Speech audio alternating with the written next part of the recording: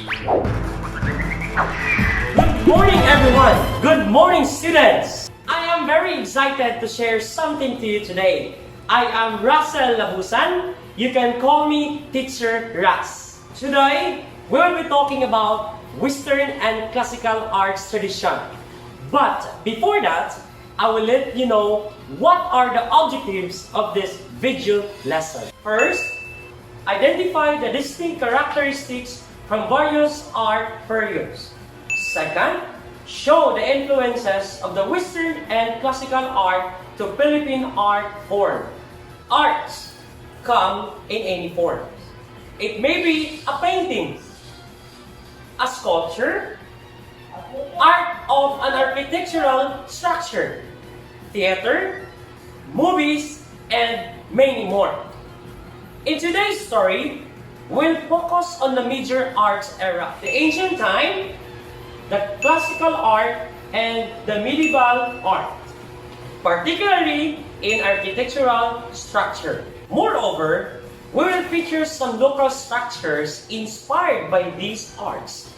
The Greek-style architecture in Malibog, Bukidnon, Municipal Palace of Balingasag, and Taguluan, Gothic architecture in CDO, and medieval arts in Hasaan. At this point, I will show you the timeline or development of Western and classical arts. People who lived thousands and thousands of years ago used pictures instead of words to tell a story or send a message. The animal figures were partly drawn. It was found in the wall of a cave in Lascaux, France, 2,500 years ago. Today, we can still see their drawings on the walls of caves in France and Spain. Stonehenge is an example of an ancient art. It is one of the famous ancient architecture found in England. Next is Egyptian architecture. Like the pyramids of Giza, are almost 136 meters or 446 feet high and were built without cranes, pulleys, or lifting tackle. The three pyramids are the funerary structures of the three kings, namely Khufu, the Great Pyramid, Kaffa, and Ninkora. During the classical art, Greece has one of the most enduring and influential culture in the development of Western civilization. We still know the stories of their gods and heroes. Greek architecture is best embodied by their temples. These temples were erected to honor the different gods and goddesses in order to gain favor from the god and goddesses. What are the major architectural styles during the classical period? There are three major architectural styles during classical period. These are the Doric, Ionic, and Corinthian style. The Parthenon is an example of Doric architectural style. It was built in honor of the goddess of wisdom, Athena, whose statue was found within the temple. This was built by Emperor Nero around 50 AD. Colosseum is an example of a Roman amphitheater.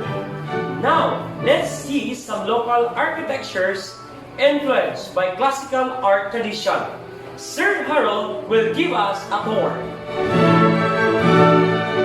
Thank you, Sir Russell. So you mentioned the three Greek architectural styles, the Ionic, the Doric, and Corinthian, in the main island of Greece. But I will bring you here in Bukidnon and Misamis Oriental. The pride of Bukidnon is the Malitbog Cultural Center. Style is more on sophisticated and Corinthian style. And the pride of Misamis Oriental, the Municipal Palace of Balingasag, made of Ionic style, and the Doric style of Taguluan Municipal Palace.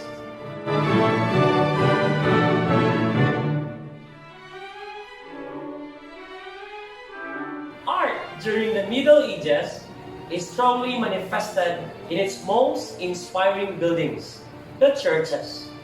A style of church building called Romanesque and becoming more popular in the next few centuries, followed by the style of a Gothic. Byzantine art was concerned with Christian art. The techniques and forms of Greek and Egyptian art were still used.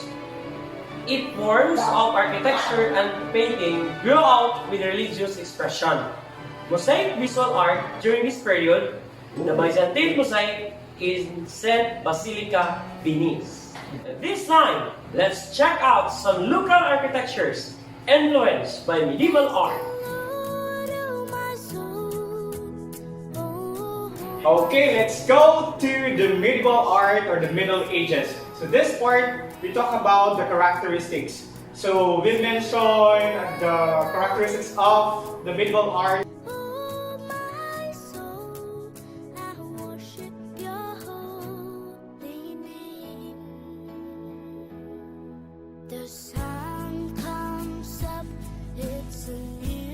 Now let's see the Gothic architecture in Cagayan de Oro City, the St. Augustine Church. So let's go.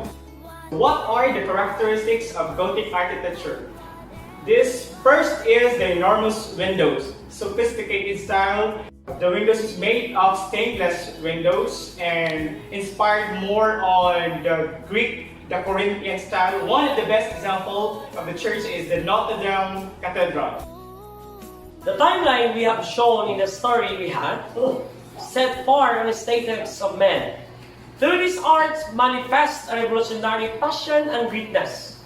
Art is one of the many puzzles on history of men. For your activity, you will be making a stained glass window. You will need these following materials: 2 pieces 1/4 illustration board, water cellophane, any color, glue, cutter, or pair of scissors. You can select your own design like these examples. And that ends our class today. I hope you enjoy our class and hope you enjoy the activity that I have given to you. Goodbye and adios.